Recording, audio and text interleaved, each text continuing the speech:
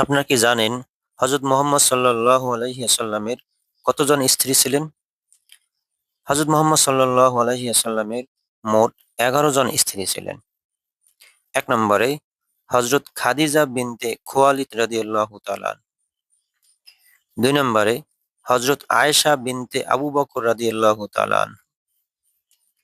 ৩ নম্বরে হযরত সাউদা বিনতে জামা রাদিয়াল্লাহু তাআলা।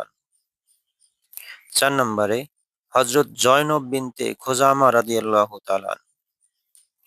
৫ নম্বরে হযরত হাফসা বিনতে ওমর রাদিয়াল্লাহু তাআলা। ৬ নম্বরে হযরত জুয়াইরিয়া বিনতে হারিস রাদিয়াল্লাহু তাআলা। ৭ নম্বরে হযরত উম্মে সালামা বিনতে উমাইয়া রাদিয়াল্লাহু তাআলা।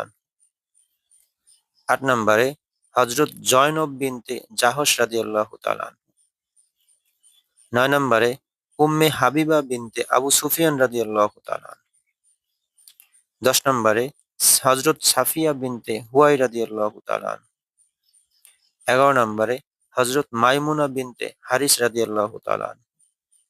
আপনারা যারা ইসলামের বিভিন্ন বিষয় নিয়ে ভিডিও দেখতে চান, তারা আমার এই আইডিটি ফলো করে রাখতে পারেন। ধন্যবাদ সবাইকে।